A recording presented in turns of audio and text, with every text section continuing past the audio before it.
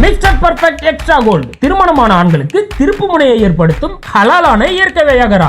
60,000க்கும் மேற்பட்ட திருப்திகரமான வாடிக்கையாளர்கள், 500க்கும் மேற்பட்ட வாடிக்கையாளர்களுக்கு குழந்தை வரமும் கிடைத்துள்ளது. வயதான பலகினமா, சுகர் பலகினமா, இனி கவலை வேண்டாம். உங்கள் இல்லறம் நல்லறமாக அமைய உடனே ஆர்டர் செய்யுங்கள். மேலும் விவரங்களுக்கு கீழுள்ள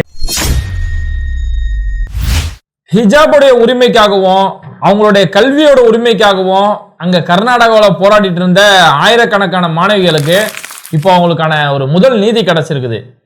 காங்கிரஸ் ஆட்சிக்கு வந்ததுக்கு அப்புறம் அந்த மாணவிகள் நீங்க ஹிஜாபோடவே நீங்க பரீட்சை எழுதலாம் அப்படின்னு சொல்லி ஒரு அதிரடியான முடிவை இப்ப காங்கிரஸ் எடுத்திருக்கிறாங்க. இப்படி காங்கிரஸ் இப்படி ஒரு முடிவு எடுத்தோன்னே அங்க இருக்கக்கூடிய சங்கிகள் வயிற்றுல வாயில அடிச்சுட்டு அழுகுறாங்க. ஐயோயோ, எப்படி நீ ஹிஜாபோட பரீட்சை எழுத விடலாம் அப்படின்னு சொல்லி பெரிய லெவல்ல அங்க ஆர்ப்பாட்டங்கள் பண்ணிட்டு இருக்காங்க.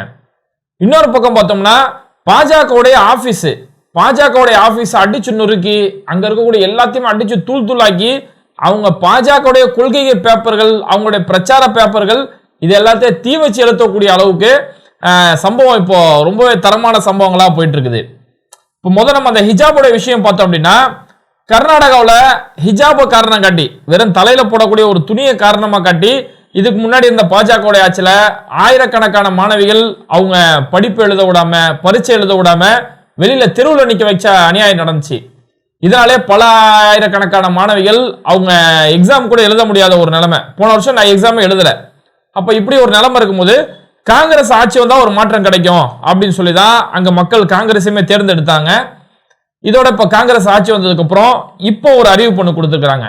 இப்போ அங்க காங்கிரஸ் ஆட்சியில உயர்கல்வித்துறை அமைச்சராக இருக்கக்கூடிய சுதாகர் அவர் இன்னைக்கு பேட்டி கொடுத்திருக்கிறாரு. இப்போ வந்து அங்க நீட் சம்பந்தமான பிரச்சனைகள் போயிட்டு இருக்கு. அப்போ நீட் எக்ஸாம் எழுதும் போது மாணவிகள், முஸ்லீம் மாணவிகள் அவங்க ஹிஜாப் போட்டு நீட் எக்ஸாம் எழுதலாமா அப்படின்னு கேட்கும் போது அவங்க அது தாராளமா எழுதலாம். அவங்க ஹிஜாபோட வந்து அவங்க புர்காவோட வந்து அவங்க நீட் எக்ஸாம் எழுதலாம் அப்படின்னு சொல்லி இப்போ ஒரு அறிவிப்பு கொடுத்திருக்கிறாங்க. அவங்க அரசு சார்பிலே ஒரு அறிவிப்பு கொடுத்திருக்கிறாங்க. இப்போ இப்படி ஒரு அறிவிப்பு கொடுத்தோன்னதான் அங்க இருக்கக்கூடிய பாஜகவுடைய ஆதரவாளர்கள், அங்க இருக்கக்கூடிய சங்கிகள் எல்லாருமே பயங்கரமா கதறாங்க.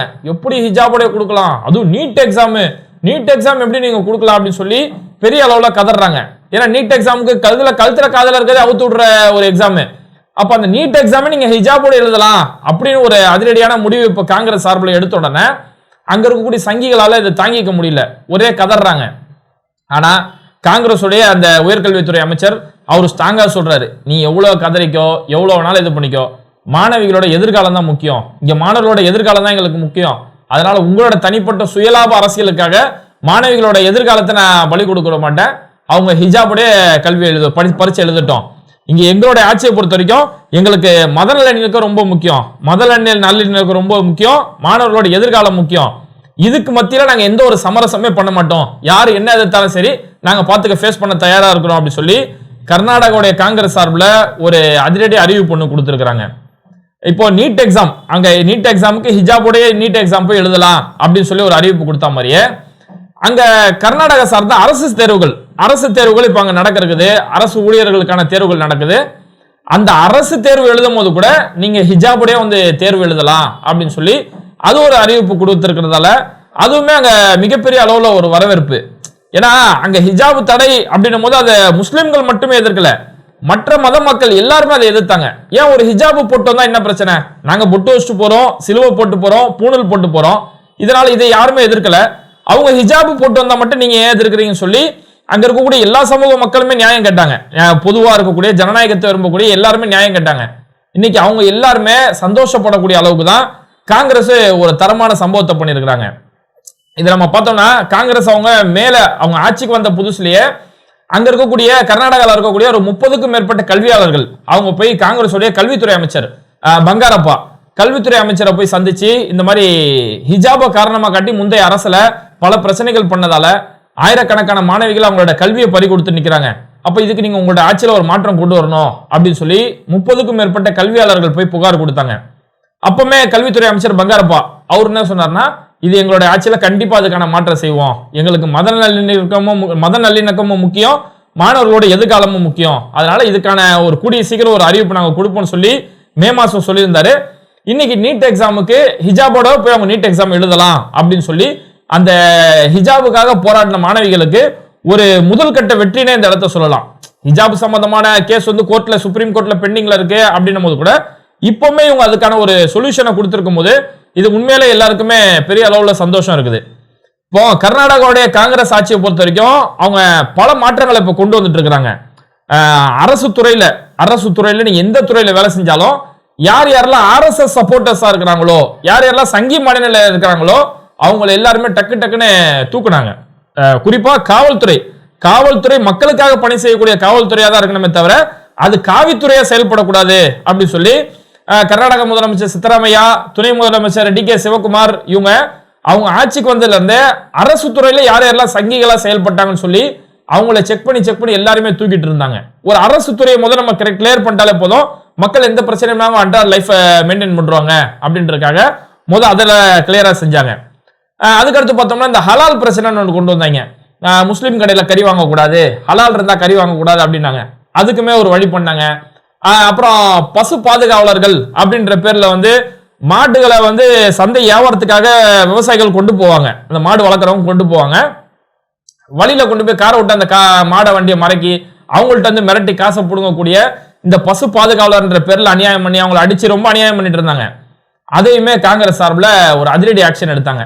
யார் யாரெல்லாம் அந்த மாதிரி மாடு கொண்டு போறவங்கள தடுத்து இது பண்றானோ அவனெல்லாம் பரப்புற அடிச்சு இழுத்துருப்பாங்கன்னு சொல்லி போலீஸுக்கு ஒரு ஆர்டர் போட்டாங்க. போலீஸ் எல்லாருமே ஒரு இடத்துக்கு வர வச்சு அரசு சார்பில் ஒரு ஆர்டர் போட்டு யார் யாரெல்லாம் அப்படி இந்த மாதிரி அநியாயம் பண்ணனா உடனே அவனை தூக்குங்க, உடனே தூக்கி அரெஸ்ட் பண்ணி வெளுத்து விடுங்கன்னு சொல்லி அப்பவுமே மல்லிகார்ஜுன கார்கேவுடைய மகன் பிரியங்க் கார்கே அவர் ஒரு ஆர்டரை போட்டிருந்தாரு. இதே மாதிரி பார்த்தோம்னா புதிய கல்விக் கொள்கை, இப்போ பாஜக சார்பில் புதிய கல்விக் கொள்கைன்னு சொல்லி ஒரு காவி கொள்கை திட்டத்தை கொண்டு வராங்களே, இந்த புதிய கல்விக் கொள்கை இல்லாம இதுக்கு மாற்றா மாநில கல்விக் கொள்கைன்னு சொல்லி நம்ம தமிழ்நாடு அரசு எப்படி ஒரு திட்டம் கொண்டு வந்தாங்களோ இதே மாதிரி இப்ப கர்நாடகாவிலுமே அவங்களுடைய மாநிலத்துக்கு ஏற்ற மாதிரி அவங்க ஒரு கல்விக் கொள்கையை தயார் செஞ்சுட்டு இருக்காங்க. பாஜக கொண்டு வரக்கூடிய புதிய கல்விக் கொள்கை அது எங்களுக்கு தேவையில்ல, எங்க மாநில நலன் சார்ந்த கல்விக் கொள்கையை நாங்க கொண்டு வந்துடுறோம் அப்படின்னு சொல்லி அதுலயுமே ஒரு புரட்சி செஞ்சாங்க. இது எல்லாத்துக்கும் மேல இதுக்கு முன்னாடி பாஜக அங்க ஆட்சி செய்யும் போது குறிப்பா பசவராஜ் பொம்மையோட ஆட்சியில வந்து அங்க இருக்கக்கூடிய பாடத்திட்டத்துல பல சங்கித்தனமான வேலைகள் செய்யப்பட்டுச்சு. கர்நாடகாவுடைய வரலாறு அப்படின்னாலே அங்க திப்பு சுல்தான் இல்லாம கர்நாடக வரலாறு பேச முடியாது. திப்பு சுல்தானோட பாடங்கள் அங்க இருந்து நீக்கப்படுது. யார் யாரெல்லாம் முஸ்லிம் சம்பந்தமான ஏதாவது ஒரு வரலாற்று சம்பந்தமான பாடல்களோ சுதந்திர போராட்ட தியாகிகளோ எந்த பாடம் இருந்தாலும் அந்த பாடங்கள் நீக்கப்பட்டு கர்நாடகாவுடைய உரிமைக்காக போராடின பல தியாகிகள் அவங்கள மாநிலம் சார்ந்த தியாகிகள் அவங்களுடைய பாடங்கள் நீக்கப்பட்டு எல்லாமே சங்கித்தனமா அங்க பாடங்கள் சேர்க்கப்பட்டுச்சு. அப்போ காங்கிரஸ் ஆட்சி வந்தோன்னே அந்த சங்கித்தனமான பாடத்திட்டத்தை எல்லாமே தூக்கிட்டு அழகான மாணவர்களுக்கு என்ன தேவையோ அந்த பாடத்திட்டத்தை கிளியரா அவங்களுக்கு செஞ்சு கொடுத்தாங்க. இப்படி அவங்களுடைய காங்கிரஸ் அங்க ஆட்சிக்கு வந்ததுல இருந்து பல மாற்றங்கள் அங்க எதிர்பார்க்கப்பட்ட நேரத்துல தான் இப்போ நீட் எக்ஸாம் எழுதும் போது கூட மாணவிகள் நீங்க ஹிஜாபோட வந்து நீங்க எழுதலாம், அரசு தேர்வு எழுதக்கூடிய மாணவிகள் கூட நீங்க ஹிஜாபோட வந்து நீங்க பரீட்சை எழுதலாம் அப்படின்னு சொல்லி ஒரு அதிரடியான அறிவிப்பை காங்கிரஸ் கொடுத்திருக்காங்க. இதுல ஒன்னு நம்ம நல்லா பார்க்கணும். இதுக்கு முன்னாடி பாஜக ஆட்சி செய்யும் போது அப்போ கல்வித்துறை அமைச்சரா இருந்தவர் வந்து BC நாகேஷ் சொல்லி கல்வித்துறை அமைச்சரா இருந்தாரு. அப்பதான் இந்த ஹிஜாப் சம்பந்தமான பிரச்சனை வருது, மாணவிகளை ஸ்கூல் விட்டு வெளியில் நிக்க வைக்கிறாங்க. அப்படி நிக்க வைக்கும் போது அது ஒரு மாணவிகளோட பிரச்சனை, ஒரு ஸ்கூலோட பிரச்சனை, இந்த லெவல்ல தான் இருந்துச்சு. அப்போ பாஜக கல்வித்துறை அமைச்சர் இந்த BC நாகேஷ் இவர் என்ன செஞ்சாருன்னா இது அரசு பிரச்சனையா மாத்துறாரு. இது வந்து அரசு சார்பிலே ஒரு ஆணை கொடுத்து இனிமே எந்த ஸ்கூல்லையுமே ஹிஜாபோட நீங்க ஸ்கூலுக்கு போக கூடாது அப்படின்னு சொல்லி ஒரு அரசு ஆணை போட்டு இந்த அளவுக்கு ஒரு சாதாரண விஷயத்த ஒரு அரசு லெவல்ல கொண்டு போய் இந்த அளவுக்கு ஒரு வெறுப்ப வன்மங்களை கக்கிட்டு இருந்தாங்க. அந்த BC நாகேஷை பார்த்தோம்னா போன கர்நாடக தேர்தலில் படுதோல்வி அடைஞ்சாரு. அவர் ஒரு MLA-வா கூட ஜெயிக்கல. அவங்களோட ஆட்சியில கல்வித்துறை அமைச்சரா இருந்த அவ்வளவு முக்கியமான பொறுப்புல இருந்த நபர் ஒரு MLA-வா கூட அவரால் ஜெயிக்க முடியல. மக்கள் தூக்கி கடாசனாங்க. அந்த அளவுக்கு தான் அவங்களோட நிலைமை போச்சு கடைசியில. இப்ப இருக்கக்கூடிய அங்க காங்கிரஸ் ஆட்சியில் இருக்கக்கூடிய உயர்கல்வித்துறை அமைச்சர் சுதாகரா இருக்கட்டும், கல்வித்துறை அமைச்சர் பங்காரப்பாவா இருக்கட்டும், அவங்க மாணவர்களோட நலன் எது முக்கியம், அவங்களோட கல்வி எந்த வழியிலுமே கெட்டக்கூடாது, மத நல்லிணக்கம் எந்த அளவுலையும் அடிப்படக்கூடாது அப்படின்னு சொல்லி அந்த மாணவர்களோட எதிர்காலத்தை முக்கியமா கருதி அதுக்கான முடிவுகள் எடுத்துட்டு இருக்காங்க. கர்நாடகாவில் இப்படிப்பட்ட ஒரு சிறப்பான சம்பவங்கள் காங்கிரஸ் ஆட்சியில் செஞ்சிட்டு இருக்காங்க. இன்னொரு பக்கம் பார்த்தோம்னா ராஜஸ்தான்ல இதோட சூப்பரான சம்பவம் நடந்திருக்குது. இப்போ ராஜஸ்தான்ல தேர்தல் வர இருக்குது. இந்த ராஜஸ்தானுடைய தேர்தலில் பார்த்தோம்னா அங்க வேட்பாளர் அறிவிச்சிட்டு இருக்காங்க. அங்க பாஜக சார்பில் காங்கிரஸ் சார்பில் எல்லாருமே வேட்பாளர் அறிவிச்சிட்டு இருக்காங்க. அதுல ஒரு ஊர்ல வந்து தீப்தி மகேஷ் அப்படின்னு சொல்லக்கூடிய ஒரு வேட்பாளரை அறிவிச்சிருக்கிறாங்க. இந்த தீப்தி மகேஷ் நீங்க அறிவிச்சீங்க, இங்க உள்ளூர்ல நாங்க இத்தனை நாள் கட்சிக்காக நாங்க வேலை செய்யறோமே, எங்களை நீங்க அறிவிக்கலன்னு சொல்லி பாஜகவுக்குள்ள அவங்களுக்குள்ள உள்கட்சி பூசல் பெரிய அளவுல பிரச்சனையா போயிட்டு இருக்குது. எப்படி நீங்க புதுசா வந்த தீப்தி மகேஷுக்கு சீட்டு கொடுக்கலாம், பழைய ஆள பண்ணாங்கன்னா தக்காளி தொக்கா அப்படின்னு சொல்லி பெரிய அளவுல அவங்களுக்குள்ள பெரிய சண்டை போய் ஒரு கட்டத்துல என்ன ஆச்சுன்னா, பாஜக நிர்வாகிகளே பாஜக ஆபீஸ் அடிச்சு நொறுக்கக்கூடிய அளவுக்கு இன்னைக்கு ராஜஸ்தான்ல தரமான சம்பவங்கள் நடந்துட்டு இருக்குது. அந்த ஆபீஸ் உள்ள போயிட்டாங்க, எங்களுக்கு சீட்டு தரனா மோன கட்சியே வேணாயா அப்படின்னு சொல்லி எல்லாத்தையுமே போட்டு அடிச்சு நொறுக்குறாங்க. கட்சி ஆபீஸ் நொறுக்குறாங்க, அங்க இருக்க டேபிளை தூக்கி போட்டு அடிக்கிறாங்க. இப்படி எல்லாம் பண்ணிட்டு இருந்து ஒரு கட்டத்துல இவங்க எந்த அளவுக்கு போயிட்டாங்கன்னா, இப்போ அங்க ராஜஸ்தான் தேர்தல் நடக்கிறதால துண்டு பிரச்சாரங்கள் வச்சிருப்பாங்களா, பிட் நோட்டீஸ் வச்சிருப்பாங்க. இந்த பிட் நோட்டீஸ், வால் போஸ்டர், இது எல்லாத்தையுமே எடுத்து வெளில தூக்கி போட்டு எல்லாத்தையும் மொத்தமா கொளுத்தி விட்டாங்க. மோனை எவனுக்கு வேணாம் போ அப்படிங்கிற மாதிரி மொத்தமா கொளுத்தி விட்டு அங்க பாஜக நிர்வாகிகளை பாஜகவுக்குள்ள இந்த அளவுக்கு தரமான சம்பவங்கள் பண்ணிட்டு இருக்கிறாங்க. இப்ப பாஜக சார்பில் என்ன செஞ்சாங்கன்னா, அங்க அந்த இந்த மாதிரி கலவரங்கள் ஈடுபட்டாங்க அப்படின்னு சொல்லி அந்த நிர்வாகிகளை கட்சியை விட்டு தூக்கிட்டாங்க. நீ என்ன கட்சியை விட்டு தூக்குறது, உன் கட்சியே வேணாம் தானே நான் அடிச்சு தோன்றுக்கிறேன், எல்லாத்தையும் அடிச்சு கொளுத்துறேன் அப்படின்னு சொல்லி அவங்க எப்பேற்பட்ட முடிவெடுத்து இவங்க பாஜக சார்பில் இப்படி ஒரு சம்பவங்கள் நடந்துட்டு இருக்குது. ஒரு பக்கம் பாவம் நம்ம மோடிஜி, அமித்ஷாஜி மாங்கு நாங்க தேர்தலுக்காக அவ்வளவு பிரச்சாரம் பண்ணி உழைப்புன்னு சொல்லி உழைச்சிட்டு இருக்கிறாங்க. ஆனா இவங்க என்னதான் உழைச்சாலும் அந்த ராஜஸ்தான், சத்தீஸ்கர், தெலுங்கானா, மிசோரம் இங்க எங்கேயுமே பாஜக ஆட்சிக்கு வரமாட்டாங்க அப்படின்னு சொல்லி எல்லா கருத்து கணிப்புமே சொல்லக்கூடிய நேரத்துல மீதி கட்சியில இருந்த அந்த கொஞ்ச நஞ்ச தொண்டர்கள் என்ன செஞ்சாங்க, இனி கட்சியே வேணாம்னு சொல்லி கட்சி ஆபீஸே அடிச்சு இருக்கக்கூடிய அளவுக்கு ராஜஸ்தான்ல ஒரு தரமான சம்பவங்கள் நடந்துட்டு இருக்குது. அப்போ ஒரு பக்கம் காங்கிரஸுடைய சார்பில் மக்களுடைய நலன், மக்களுடைய பிரச்சனை, மக்களுடைய நலன் என்ன அது மட்டுமே அவங்க ரொம்ப குறிப்பா வச்சு மக்களுக்கான ஆட்சி செய்யக்கூடிய நேரத்துல இங்க ராஜஸ்தான்ல பார்த்தோம்னா என்னோட சுயநலம், எனக்கு சீட்டு தரலன்னு சொல்லி சொந்த கட்சியை அடிச்சு நொறுக்கக்கூடிய அளவுக்கு இப்பேற்பட்ட சம்பவங்கள் நடந்துட்டு இருக்குது. வரக்கூடிய 5 மாநில தேர்தலுமே இவங்களுடைய இந்த கோமாளித்தனங்களுக்கு ஒட்டுமொத்தமா மக்கள் முடிவு கட்டுவாங்க. ஓகே, இப்போ இந்த ஹிஜாபுடைய பிரச்சனைக்கு ஒரு ஆரம்ப கட்ட தீர்வா மாணவர்களை ஹிஜாபுடைய வந்து நீங்க நீட் எக்ஸாம் எழுதலாம் அப்படின்னு சொல்லி இப்போ காங்கிரஸ் ஒரு அறிவிப்பு அறிவிச்சிருக்காங்களே, இதை பத்தி உங்களுடைய கருத்துக்கள் என்ன? ராஜஸ்தான்ல பாஜக நிர்வாகிகளே பாஜக ஆபீஸை அடிச்சு நொறுக்கி கொளுத்தி இருக்கிறாங்களே, இதை பத்தி உங்களுடைய கருத்துக்கள் என்ன அப்படிங்கிறத மறக்காம கமெண்ட் பண்ணிட்டு இந்த வீடியோக்களை உங்க நண்பர்களுக்கு அதிகமா ஷேர் செய்யுங்க. இணைந்திருப்போம்.